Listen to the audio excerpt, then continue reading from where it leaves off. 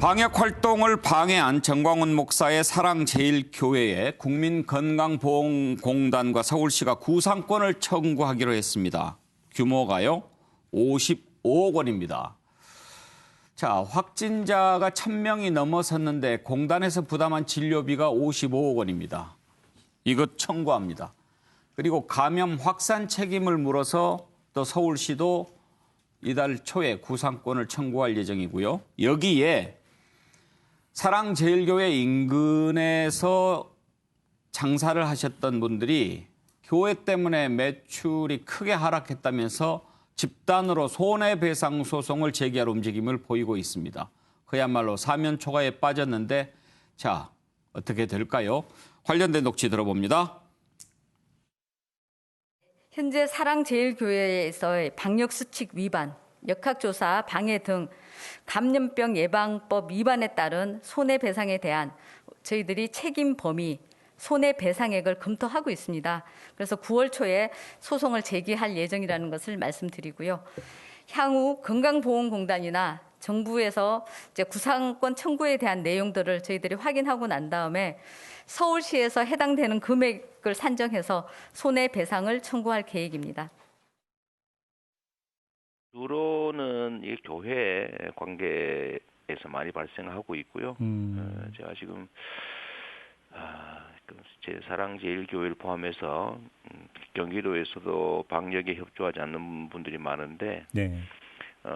정말 이분들 보면은 야, 이거 혹시 그냥 비협조 정도가 아니라 이거 테러 아니냐, 생물 테러 아니냐 이런 생각까지 들 정도인데 정말로 이웃이나 가족들이나 우리 전체를 위해서라도 정말 좀 협조해 주시길 다시 한번 부탁드립니다. 예, 자, 구상권 관련해서 한번 짚어볼 텐데 오늘 변호사 패널이 안 계시니까 자칭 만주 변호사 정태근 의원한테 좀 구상권은 이제 정부가 이렇게 돈이 들었으니까 물어내라 이런 거죠. 그렇죠. 원래 법률적으로는 이제 다른 사람의 채무를 대신 갚은 사람이 이제 당신들이 채무를 실제로 나한테 줘야 된다 이런 거고, 이번 사건 같은 경우에는 실제 피해를 일으킨 원인을 제공한 사람이 그것을 피해를 우리가 현재는 복구하고 있지만 당신들이 지불을 해야 된다 이렇게 된 거거든요. 그래서 예. 세월호 사건 같은 경우에 청해진 해운 그 당시 청해진 해운 같은 경우에 구상권이 청구됐거든요. 네. 그래서 재판까지 가서 1심에서 한 1,700억 나왔습니다. 대구 같은 경우가 지난번에 그 대구에서 신천지교회 때문에 대략 확산됐잖아요. 예. 그래서 그 당시에 대구시에서 전체 방역 치료비 등등이 들어간 돈이 한 1,400억 정도 들어갔다라고 추산이 돼서 예. 지금 신천지교회에다가 대구시가 청구한 금액이 한 1,000억대입니다. 그래서 앞으로 이게 소송이 진행될 예정이고요. 예. 이번 좀 사랑제일교회에서 건보공단에서 한다는 것은 진료비에 관한 왜냐하면 사랑의 제일교회가 지금 8월 15일 이후에 보면은 전체 확진자가 나온 비율이 한 3분의 1 정도 되거든요. 관련되는 분들이. 예. 그래서 이제 그 진단과 관련해서 한 55억 추정이 된다. 65억 추정이 돼서 55억 원에 대해서 하는데 앞으로 제가 봤을 때는 실제로 치료비와 관련된 부분들이 있기 때문에 이 구상권 청구, 그러니까 서울시에서도 청구하고 이렇게 되면 구상권 청구 금액은 더 많아질 가능성이 예. 있고 지금 주변의 상인들이 손해배상까지 청구를 한다고 예. 얘기하는데 근데 문제는 이것은 청구를 하는 금액을 그대로 다 사랑의 제일교회가 지불하는 것이 아니고 명료하게 청구한 내용들을 가지고 재판을 통해 가지고 예. 이것이 직접적인 피해 발생의 원인이 된다라는 근거를 가지고 재판부가 판정을 내리게 되어 있습니다. 예. 그러니까 예를 들면 그 신천지 같은 경우가 1,000억이 청구됐지만 실제로는 얼마큼 판결날지는 알 수가 없어요. 예. 이제 재판 또 소송 제기하겠죠. 그럼요. 예, 소송이 진행돼야 됩니다. 예. 예. 그래도 교수님 지금 뭐 진료비뿐만 아니라 이런 일이 한번 생기면 확진자가 한 명 발생했을 때 또 동선 파악해서 그 사람들 다 진료해야 되지요. 또 역학조사하는 사람들도 다 인건비 나가지요. 뭐 비용들이 여러 가지잖아요. 사실 개인으로 보면요. 일단 한 명의 확진자가 나오면 그 주변에 있는 사람들이 전부 2주 자가격리를 하고 다 진단을 하게 되거든요. 예. 그래서 폭발적인 숫자가 나올 수밖에 없어요. 지금 오늘 현재 1,083명인데요. 이 사람들의 동선을 따라가서 진단한 비용만 해도 엄청날 것이고요. 이 개인들은 전부 2주간 자가격리를 했기 때문에 엄청난 청구액이 나올 수 있는데 거기까지는 계산이 하면 안 될 것 같고 예. 진단비 정도까지는 충분히 계산이 될 것 같고 거기에 또 확진자가 나왔을 경우에 치료비 같은 것들도 또 더 많이 나올 수 있는 즉 2차 감염, 3차 감염에서 나온 사람들까지 다 치료비를 청구한다면은 그 액수는 뭐 1,000억 가까이 될 것 같이 보이는 진단비, 것인데. 치료비 다. 예, 근데 인천의 학원 강사인 경우에 있어서 거짓말 해갖고 예. 7차까지 가고 한 80명 정도 감염이 되었거든요. 그 액수만 해도 한 개인이 내는 것인데 상당히 큰 것으로 봐서 이거는 뭐 대단히 1,083명의 이 손해액이라는 건 엄청날 것으로 보입니다. 최종 교수 얼마 전에 어떤 그 공익 광고인가요? 뭐 네. 방송에 보면 서울시가 이번에 그러니까 그걸 했었죠. 만들었죠. 예, 만들어서. 뭐 집 팔아서. 예, 그렇죠. 그러니까 이 지금 그러니까 집단 이 감염병이 확산되고 있는 상황에서 제대로 방수칙을 지키지 않는다든지 동선을 제대로 밝히지 않는다든지 그래서 다른 시민들에게 상당한 피해가 될 경우에 서울시가 상당한 금액의 구상권을 청구할 수 있다. 그럴 경우에는 자칫 잘못하면 말 그대로 폐가망신 당할 수 예. 있으니 조심하시라는 그러니까 지금 이 공익 광고를 내보냈는데요. 그 부분을 보고 많은 분들이 야 이거 상당히 조심해야 되겠구나 하는 예. 생각들을 많이 가졌던 장난이 것 같아요. 아니죠. 예, 장난이 아니다는 생각을 예. 분명히 아마 이 지금 체감을 했지 않나 하는 생각이 듭니다. 그런데 그거 보면서 궁금한 게 거기에 나왔던 사람들이 진짜 당사자인가 싶을 정도로 리얼해요. 그렇죠. 그러니까 광고를 하는 이유가 그 효과를 분명히 거두기 위해서 예. 하는 거기 때문에 이 지금 아주 실감나게 연기를 본인은 하셨더라고요. 아니겠죠. 본인은 아니겠죠. 예. 저도 사실은 그분 진짜 당사자들인가 하면서 깜빡 놀랄 정도로 그래요. 상당히 실감 있게 연기를 했는데 그는 뭐 저는 그 연기 자체가 중요한 것이 아니라 어떻게 보면 그 파장 자체를 한 번 더 우리가 체감할 수 있다는 그런 의미에서는 상당히 조금 좀 가슴이 와닿았던 광고가 아닐까 생각이 듭니다. 예. 자, 구상권도 구상권이지만 사랑제일교회 인근 소상공인들이 매출 하락했다면서 손해배상 청구 소송까지 지금 내려고 합니다. 정말 그 인근 상인들 너무 힘들었지요. 손님이 아예 오지를 않고요. 겨우 오는 손님들은 사랑제일교회 어디로 갑니까? 이거 물어보러 온다는 거예요. 그러니 얼마나 힘드셨겠습니까? 그 인근 상인들의 하소연 한번 들어보려고 했는데 준비가 안 됐군요. 최수영 평론가, 네. 정말 저걸 애꿎다고 해야 되죠. 그러니까 사실 저는 그 인재긴 하는데 저런 거는 막을 수 있는 인재였잖아요. 그러니까 사랑제일교회가 좀 더 방역당국과 협조하고 사전에 철저하게 좀 그 방역을 진행했더라면 주변 상인들 저게 피해를 안 봤을 것이고 또 문제가 불거졌을 때 조속하게 이런 문제 해결에 협조하겠다고 나섰으면 애꿎은 주변 상인들이 저렇게 정말 날벼락을 맞지 않았을 거 아닙니까? 저것이야말로 말은 하는 날벼락 아니겠습니까? 그리고 특히나 저분들이야말로 지금도 2.5단계 때문에 어려운데 더 갑절의 어려움을 겪게 되는 건 아니겠습니까? 그러니까 저는 저기에 대해서 그러니까 물론 나중에 긴급재난지원금이 어떻게 진행될지 모르겠지만 저는 저런 부분에 대해서는 어떤 약간의 그 구청이라든가 그다음에 혹은 서울시 자치단체에 좀 배려가 좀 있지 않아야 되는 그런 생각이 좀 듭니다. 물론 어떤 구상권 청구 소송 이런 건 별도로 하더라도 저분들이 겪었어야 할 이중의 고통에 대해서는 좀 우리 사회가 나름대로 한 번쯤은 고민해 봐야 되지 않을까 그런 생각이 있습니다. 박진영 교수, 국민들이 저것 때문에 입었던 정신적인 피해 보상은 안 됩니까?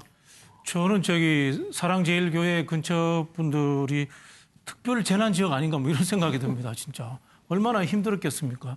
실제로 뭐 건보 같은 경우 하는 거는 아마 제 생각에는 교인들 개별인데게 아마 진료비가 청구가 되겠지만은 실제로 서울시와 그다음에 주변의 상인들이 하는 손배서는 교회 전체를 대상으로 하지 않겠습니까? 그렇다면은 뭐 교회가 일단은 뭐 교회가 땅이 있을 테니까 재산이 있을 테니까 교회 재산을 가지고라도 배상을 해야 되는 측면이 있다고 생각을 하고요. 뭐 제가 농담 비슷하게 뭐 특별 재난 지역 이야기했습니다만은 구청이라든가 지자체에서 특별하게 그 지역의 피해를 본 분들에 대해서는 즉각적인 어떤 뭐 구제 행위를 좀 할 필요가 있지 않나 뭐 이런 생각이 듭니다. 예. 자, 상황이 이런데도 사랑제일교회 여전히 지금 진단 받지 않는 사람들이 상당수에 이릅니다. 거의 뭐 많은 사람들이 검사를 받지 않고 있고요. 여기에 오히려 한 발 더 나아가서 우리가 언제 어떤 식으로 거부하고 방해했느냐. 구상권 청구라는 비열한 무기로 국민을 협박한다면서 중단하라고 반발하기도 하고 지금 이런 상황입니다. 사랑제일교회 연락 두절이 2,000건이 넘는다고 하는데요. 방역당국의 발표 들어보시죠. 먼저 사랑제일교회의 확진자는 현재까지 추가 전파 관련자를 포함하여 1,035명이며 현지 역학조사를 통해 확인된 신도와 방문자 총 5,281건 중에서 3,235건을 검사하였습니다. 거부, 연락두절 등으로 검사를 받지 않은 대상은 약 2천여 건으로 높은 양성률로 볼 때 이들에게서도 다수의 감염자가 발생했을 우려가 있습니다. 정태근 의원, 검사 안 받는 게 좀 고의적이라는 느낌이 들지 않습니까? 일단 사랑제일교회는 더 적극적으로 협조를 빨리 해야 되고 태도를 바꿔야 되는데요.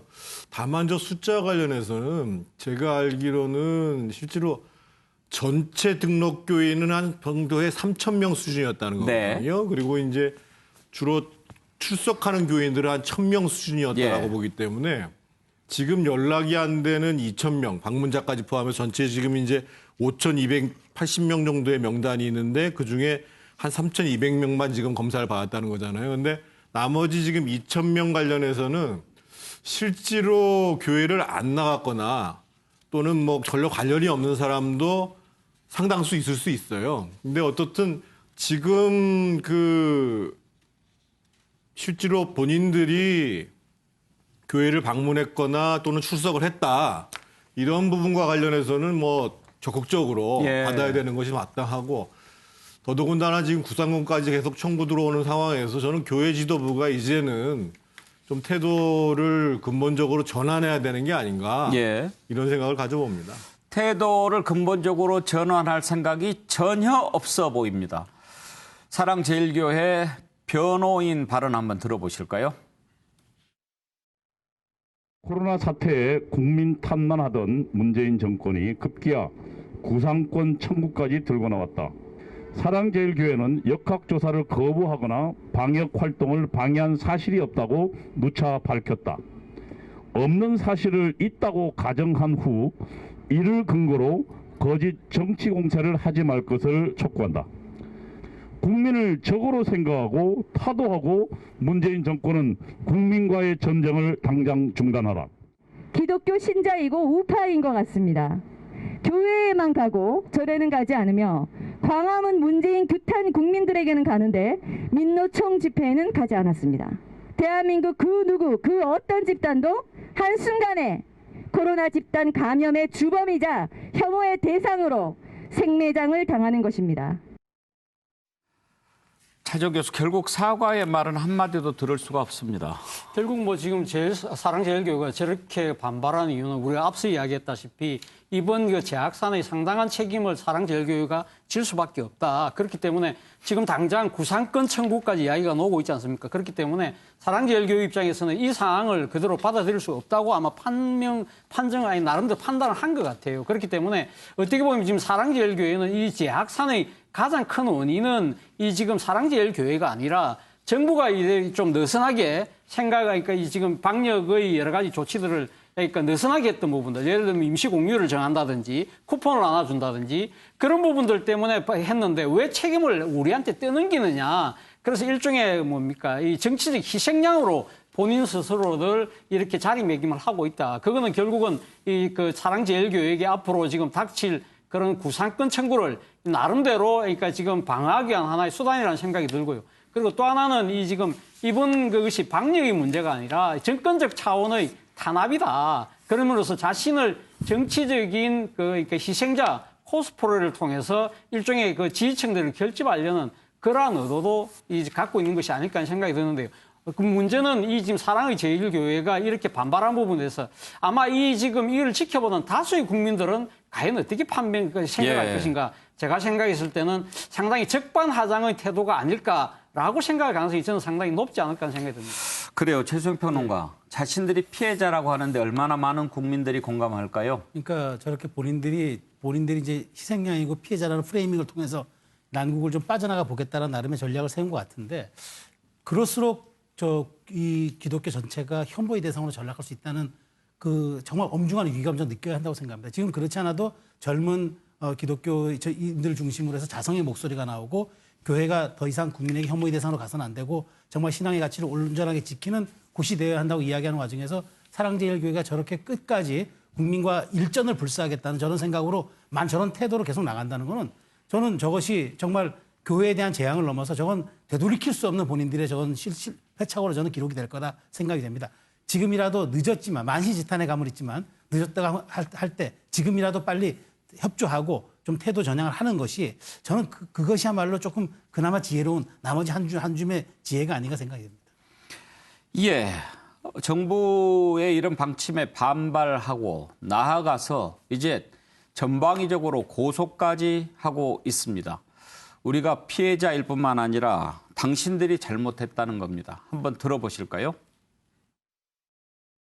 강은 목사님의 이 질병과 관련된 너무나 민감한 수치를 그 방역 공무원으로부터 사실상 불법 행위로 취득하여 이 보도한 것과 관련해서 금일 YTN은 물론이고 개인의 방역 감염 정보를 관리한다고 보여지는 모든 기관의 이 성명 불상자 공무원 또는 직원을 다 고소 처리 접수했습니다. 문재인 대통령의 이 발언으로 인해서 상처받은 국민 다수를 저희가 국민 집단 소송으로 문재인 대통령 개인에게 위자료 청구를 하겠습니다.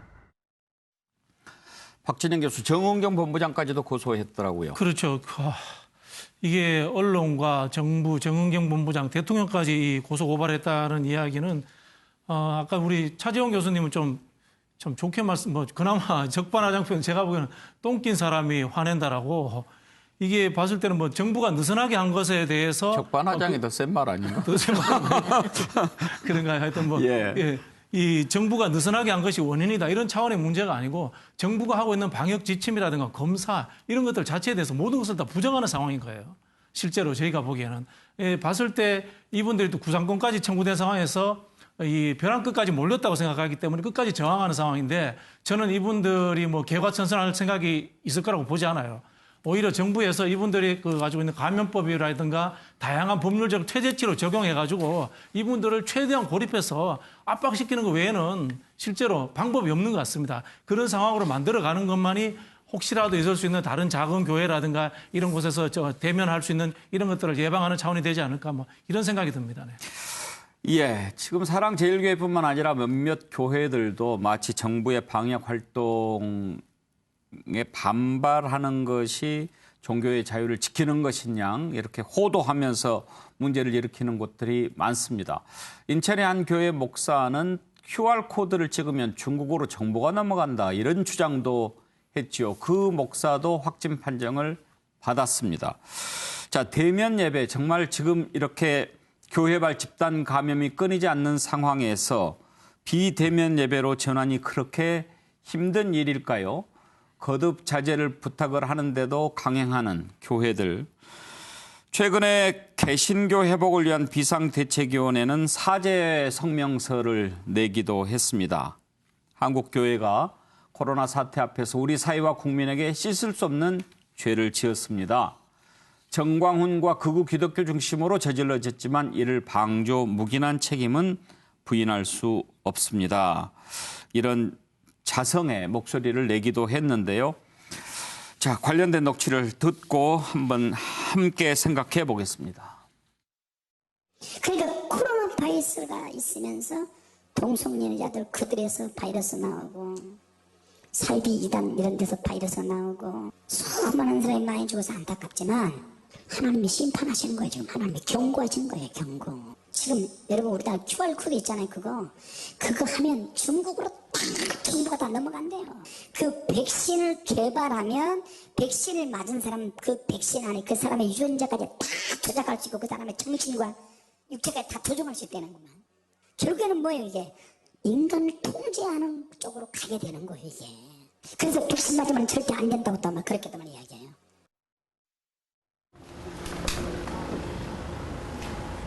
오늘 예배 보고 나오신 거죠? 혹시 안에서 몇 명 정도 같이 예배 보셨나요? 50명이요. 50명 정도, 네. 50명 정도 있고 거리두기나 이런 방역 수칙은 잘 지켜지셨나요? 예배가 생명입니다.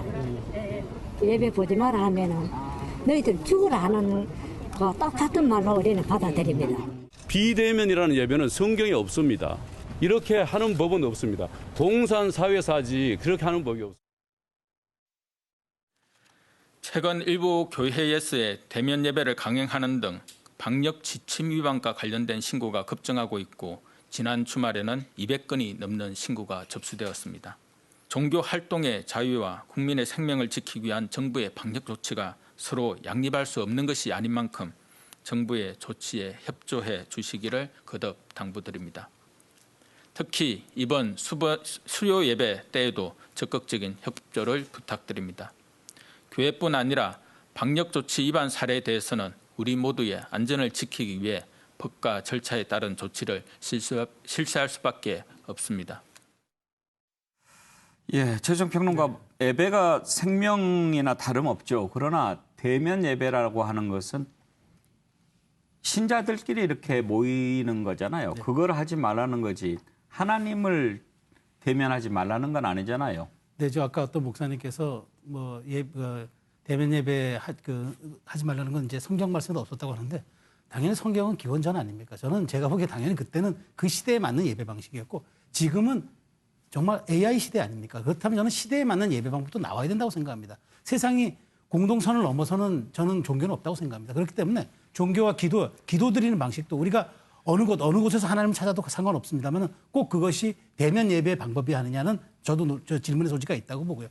이렇게 미증유의 위기 속에서는 종교도 또 하나 예배의 방식들을 시대에 맞게 전환하고 그다음에 국민의 어떤 그 감성에 맞게끔 좁혀가는 것도 저는 굉장한 하나의 책무라고 생각합니다. 그렇기 때문에 지금 저렇게 꼭 대면 예배를 해야 된다. 그리고 꼭 모여서 해야 된다. 이런 원칙을 고집하지 말고 조금 더 유연하고 국민의 어떤 정서와 감성에 맞는 쪽으로 예배와 기도의 방식들을 조금 우리가 좀 좁혀나가는 것도 지금 우리가 고민해야 될 지점이라고 생각을 합니다.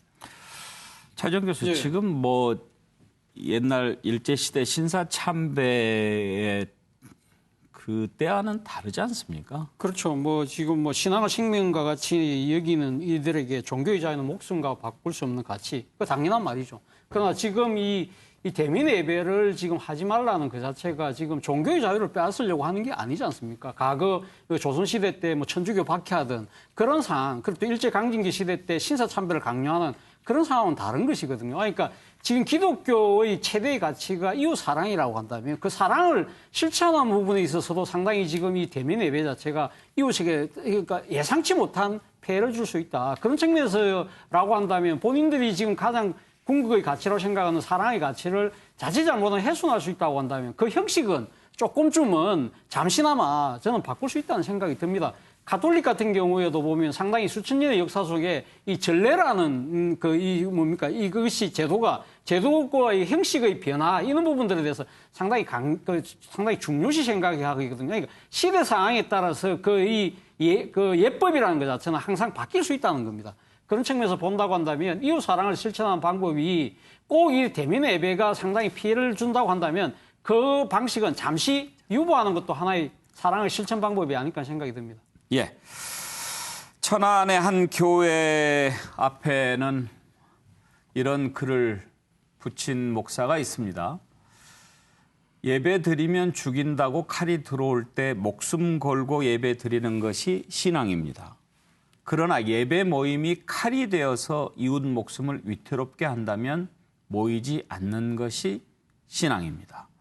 천안 안서교회 고태진 목사가 이런 글을 써서 교회 문에 붙여 놓았습니다. 세상이 교회를 걱정하게 하는 현실 부끄럽다라고 했는데요. 예, 어떻게 생각하십니까?